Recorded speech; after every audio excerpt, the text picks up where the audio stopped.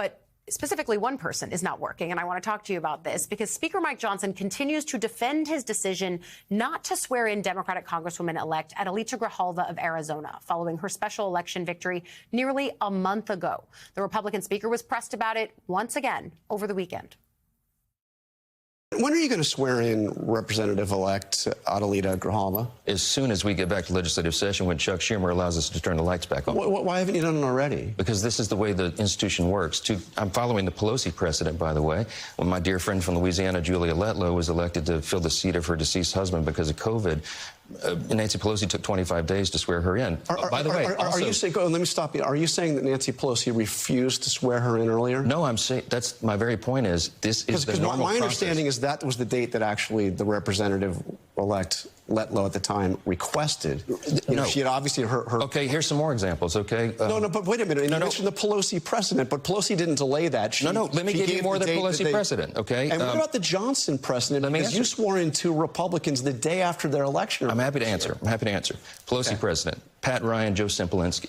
They were elected during an August recess. So 21 days later, when the House returned to regular legislative session, they were administered the oath. That's what we're doing. We're not in session right now. Rep. Grijalva was elected after the House was out of session. As soon as we return to legislative session, as soon as the Democrats decide to turn the lights back on so we can all get back here, I will administer the oath on the first day. You could swear her in tomorrow, right? No, not tomorrow. No, we couldn't. We wouldn't. There was an exception for two Floridians earlier in this Congress, but the reason was they were duly elected, they had a date set, they flew in all their friends and family, and the House went out of session. So if she flies in friends and family, then we don't have a date set.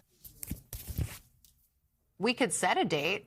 Like, literally, we could set a date at any point. I think all of these examples that he's giving don't actually track with the reality, which is why you have Congresswoman Grijalva saying the reason they're actually not swearing me in is because I'm the 218th signature on the discharge petition on the Epstein files. Is that your understanding? Like, are Republican sources actually getting uncomfortable with this at this point? Because if you're elected to Congress, you get sworn in. I think a lot of folks are sort of wondering why Speaker Johnson doesn't just have the swearing in. Because, look, we can get into wonky House procedure. I know we both like to. Yeah. We'll spare them at 5:30 in the morning. If Grijalva is sworn, if Grijalva is sworn in and she signs that discharge petition, it's not like there would be a vote tomorrow in the House, right? The discharge petition has to do something called ripen. It has to, a certain number of legislative days have to pass before we can actually see that vote. And hey, by the way, the House isn't even in session, so we're not even seeing those legislative days elapse. So it's sort of, I think I'm talking to some folks who sort of say it's a little curious because they just say, get on with it. There can stop being this news cycle and this point of questioning of why aren't you swearing in Grijalva?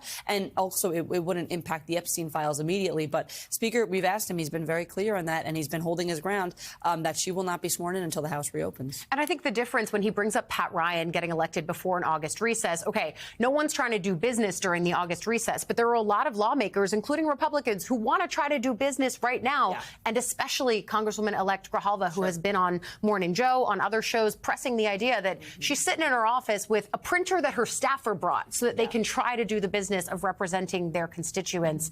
I think we're at a point now where I'm not sure where this ends, but it's getting more and more difficult for the Speaker to defend. MSNBC's Michael Schnell, thank you. I will see you on the Hill in just a few hours. And still ahead for us this morning, we are going to go live to CNBC for a look at the latest business headlines, including how the markets are shaping up this morning ahead of a big earnings week. Lee Chiarelli is coming right back with that.